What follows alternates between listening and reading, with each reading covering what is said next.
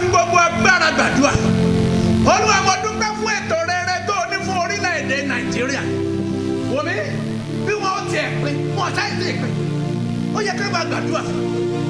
Olúwa mo dúpẹ́ o fún ètò rere, ètò àlàáfíà, ètò ìṣerere tó ga, ètò pé kò ní sí ogun tó ní fún orílẹ̀-èdè yìí, ètò pé kò ní sí ìyàn tó ní fún orílẹ̀-èdè méyì. Ẹ jẹ́ dúpẹ́ náà rẹ̀ fún ètò rere Ọlọ́run àdúrà o. Ó kárẹ̀ jàre ọmọ yìí. Ní fún orílẹ̀-èdè Nàìjíríà. Jésù Olúwa wa. Wò mí o, mo fẹ́ kó jẹ́ gbàdúrà.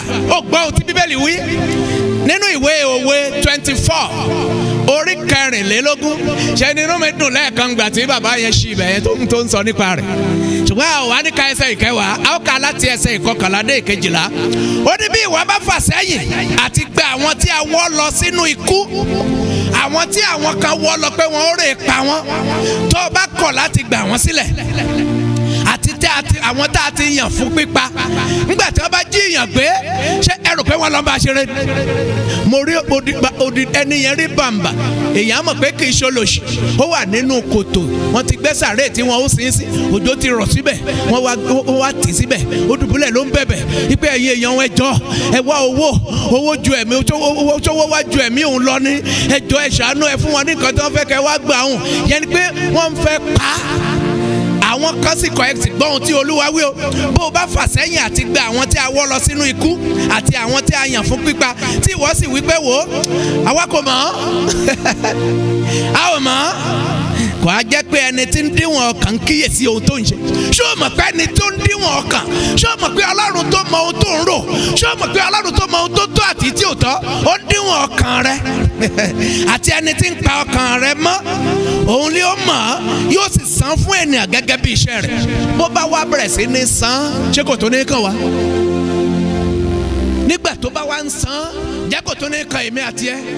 Nígbà tí àwọn tó jẹ́ olórí orílẹ̀-èdè wa, tó ẹ̀ka tó orílẹ̀-èdè wa ṣe, tí wọn ò tún ṣe, tí kò sí hospital tó dára, tábà tó wá ń kó owó wa, ṣé ẹ rò pé ẹ mọ̀ pé kó owó lọ òkè òkun ni, tán lè tọ́jú ọ̀rọ̀ ara wọn, wọ́n lè tọ́jú ọmọ wọn.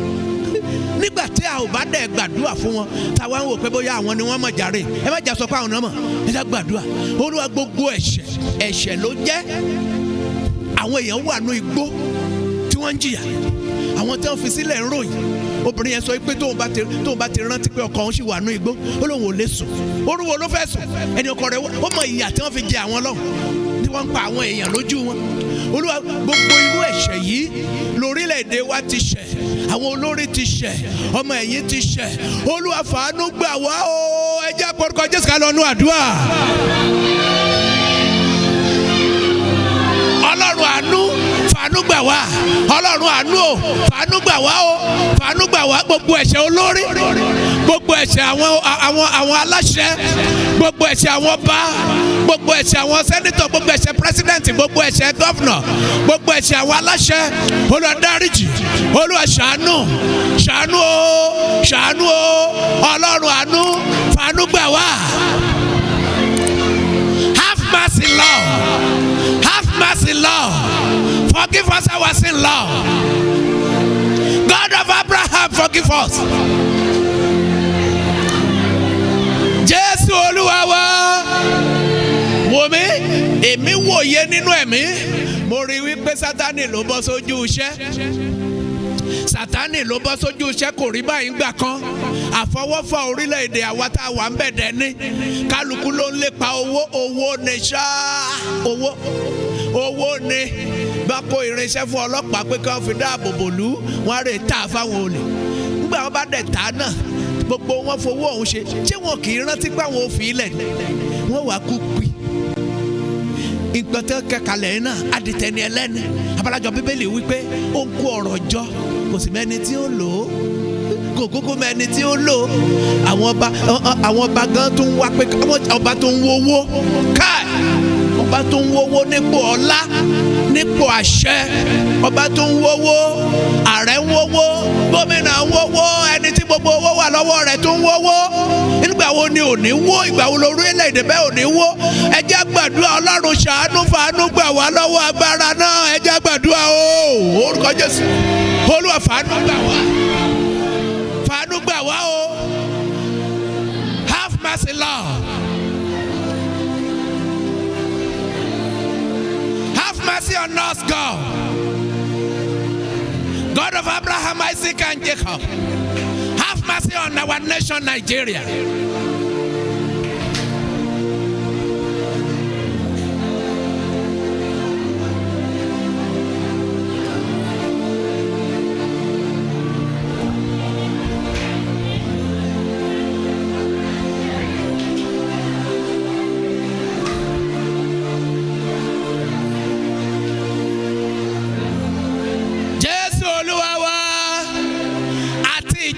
Ènìyàn búburú àti ìjọba òkùnkùn búburú, Ọlọ́run agbára fa ìjọba wọn yá. Ẹjẹ́ lanu gbàdúrà bẹ́ẹ̀. Ìjọba àwọn ẹ̀mí òkùnkùn burú, Olúwa Olódùmarè gbàjọba lọ́rùn wọn.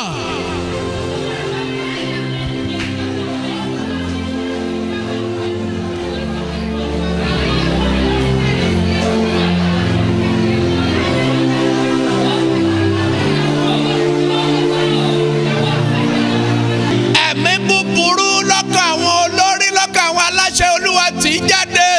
Ẹ̀mí mímọ́ dìde ìrànwọ́ fún ẹnì kọ̀ọ̀kan lórílẹ̀‐èdè yìí o. Àwọn alágbára, àwọn aláṣẹ tó ti gba ẹ̀mí òkùnkùn, ẹ̀mí búburú láyè lọ́kàn wọn. Olúwa tì ẹ̀mí òkùnkùn yẹn jáde. Ẹjẹ́ alárúkọ sọ́dàdúrà.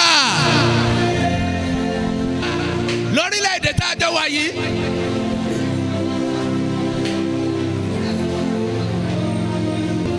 Jésù Olúwa wa.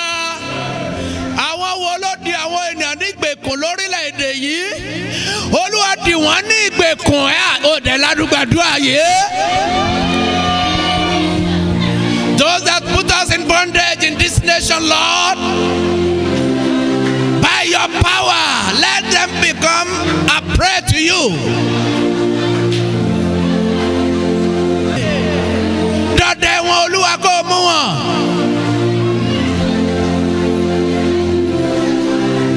Put them in bondage, Lord.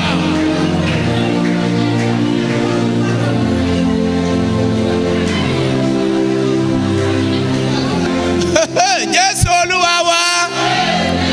Ẹ gbọ́rọ̀ Ọlọ́run onílákòótá ara ẹ jẹ́ alágbára nínú Olúwa àti nínú agbára ipá rẹ̀.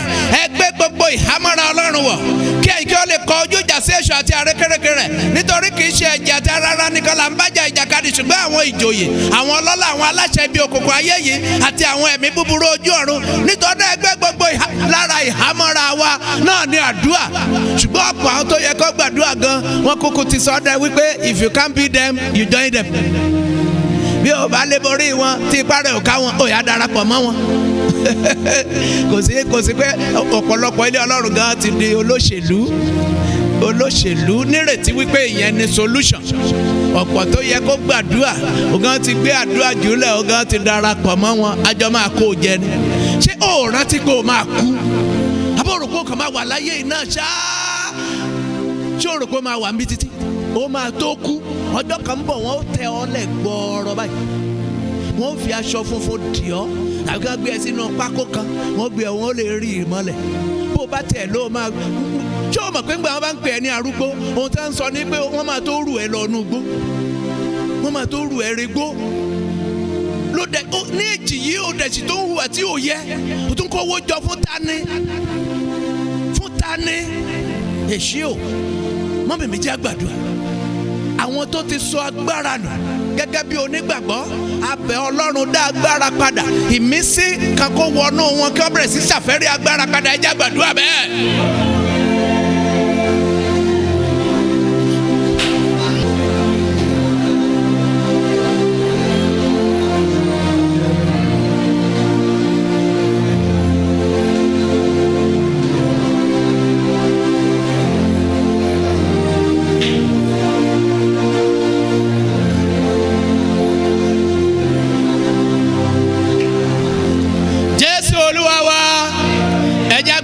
Yìí sí nínú ìwé Kólósè orí kejì, Colossians chapter 2 láti ẹsẹ̀ ìkẹtàlá verse 13 àti ẹ̀yin ẹni tí ó ti kú nítorí ẹ̀ṣẹ̀ yín àti àìkọlà ara yín, mo ní ẹ̀yin ló sì sọ di ààyè pọ̀ pẹ̀lú rẹ̀, ó sì ti dárí gbogbo ẹ̀ṣẹ̀ yín jì yín, ó ti pa ìwé májẹ̀mú nì rẹ́ tí a lòdì sí wa, eléyìí tó lòdì sí wa tí a kọ nínú òfin, èyí tí ó lòdì sí wa òun ló sì mú kúrò lójú ọ̀nà, ó sì kàn mọ́ àgbélébù, ó sì já àwọn ìjọba àti agbára kúrò ní ara rẹ̀, ó bà àwọn agbára yẹn jẹ́, ó já àwọn agbára kúrò. Àwọn alágbára máa bẹ̀rẹ̀ sí bára wọn jà.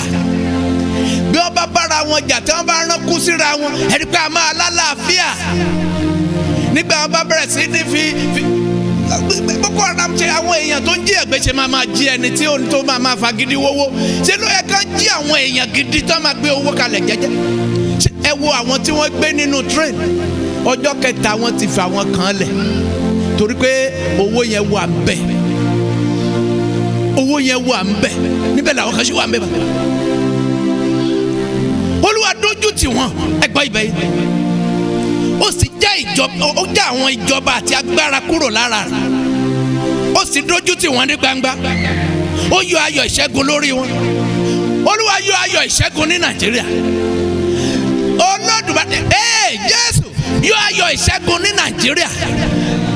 Jẹ́ kí àwọn ìjọba ó lòdì síra wọn, jẹ́ kí àwọn alágbára lòdì síra wọn, jẹ́ kí àwọn aláṣẹ lòdì síra wọn, ká bá lè ní àlàáfíà lórílẹ̀‐èdè. Olúwa jẹ́ kí àwọn alágbára lòdì síra wọn, bà ìjọba wọn nì jẹ́, àwọn ìjọba búburú Olúwa bà ìjọba wọn jẹ́. Orúkọ Jésù ọmọ yìí gbàdúrà. Ẹ wo bí ọ̀dọ́ ti ń gbàdúrà, ẹ wo bí ọjọ́ ọ̀la ti ń gbàdúrà.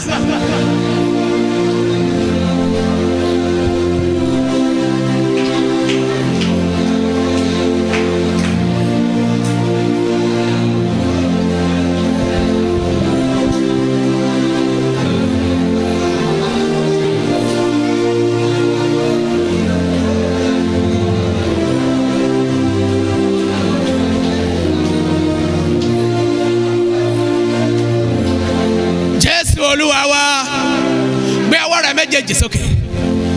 Bàbá fagbára rẹ̀ hàn kó lè gba gbogbo ògo. Jésù fagbára rẹ̀ hàn kó lè gba gbogbo ògo. Tètè fagbára rẹ̀ hàn kó lè gba gbogbo ògo. Jésù fagbára rẹ̀ hàn kó bá lè gba gbogbo ògo. Jèhófà fagbára rẹ̀ hàn kó lè gba gbogbo ògo.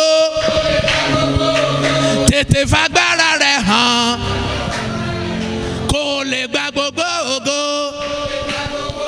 Jèhófà fagbára rẹ̀ hàn àní ní Nàìjíríà kó lè gba gbogbo ògo. Tètè wá fagbára rẹ̀ hàn kó bá lè gba gbogbo ògo. Bí o bá lè ṣe àmì méje tó lágbára lórúkọ Jésù, àdúrà tá a ti gbà yí Olúwa fàṣẹ dáhùn rẹ̀.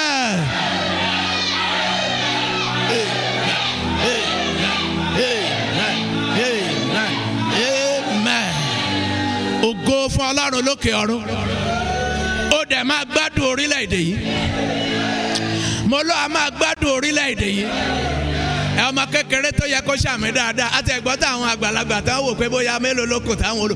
Mo ní o máa gbádùn orílẹ̀-èdè yìí. Bí kò bá dára yóò máa mú àwọn èèyàn sá lọ òkè òkun.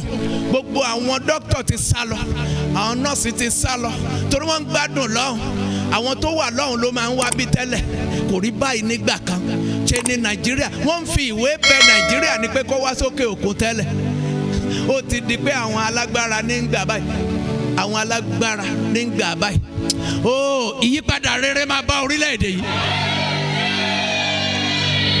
Gbogbo àwọn tí wọn ò fẹ́ kó dára, ẹ̀jẹ̀ wọn á fi ẹ̀jẹ̀ ara wọn ṣe tutù.